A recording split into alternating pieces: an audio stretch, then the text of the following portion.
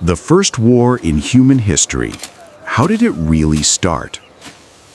No one knows the exact moment the first war began. There were no written records, no kings to document victories, no historians to capture the causes. But long before cities, long before kingdoms, long before metal weapons or marching armies, human beings clashed in violence that would shape the destiny of our species. And somewhere in that prehistoric mist, the first true war was born.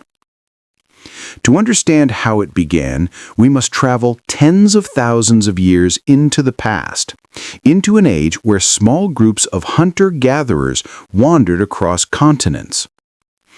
These early humans shared the same needs: food, shelter, water, and safety. But as populations slowly increased, so did competition. When two groups needed the same river, the same hunting ground, or the same fertile land, conflict became nearly unavoidable. At first, it wasn't war, it was survival. A single fight over food, a desperate clash over territory, a nighttime raid to steal resources. Violence existed, but war, as we know it, had not yet taken shape. Then something changed. Around 12,000 years ago, humanity began to settle. The first villages appeared near rivers. People planted crops, domesticated animals, and stored food. For the first time, humans created something worth attacking: wealth. And with wealth came a need to defend it. Archaeologists discovered one of the earliest clear signs of organized conflict at Jebel Sahaba near the Nile. Here, dozens of skeletons were found with arrowheads still lodged in their bones. These were not single duels or accidents. The wounds were repeated, systematic.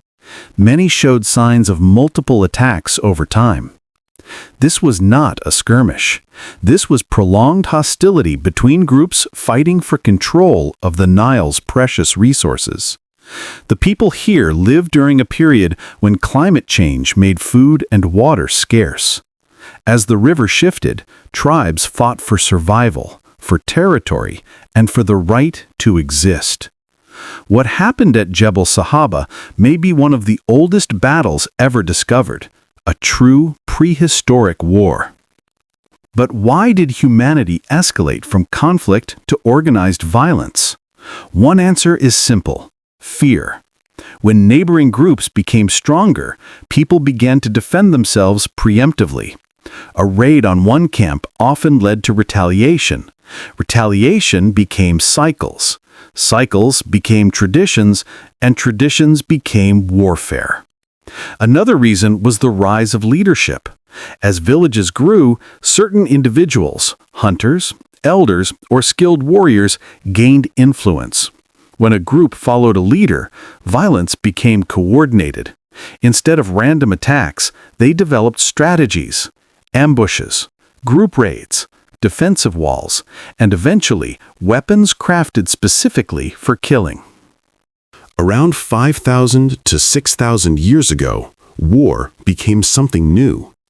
The first cities appeared in Mesopotamia, along with the first written tablets describing battles, armor, and victorious kings. These early cities fought over water canals and farmland. They built walls, trained soldiers, and invented weapons designed for organized conflict: spears, axes, and eventually the earliest bronze blades. War now had structure. It had planning. It had purpose. Yet the roots of war, territory, resources, fear, and survival, were the same forces that drove those ancient prehistoric clashes thousands of years earlier. So what was the first true war? Some historians point to the conflict at Jebel Sahaba. Others argue the first war took place along the Jordan River in ancient Jericho, one of the earliest walled cities.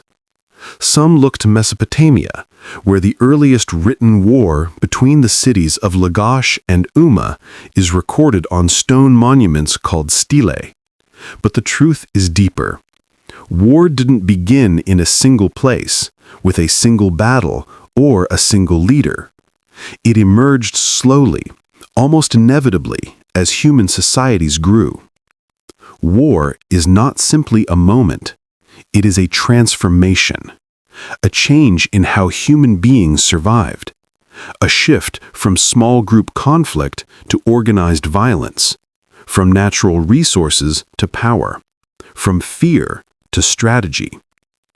The first war in human history was not the largest, the bloodiest, or the most famous, but it was the moment humanity crossed a threshold, a moment when survival became competition, when competition became conflict, and when conflict became war. And from that first spark of organized violence, the story of humanity would never be the same.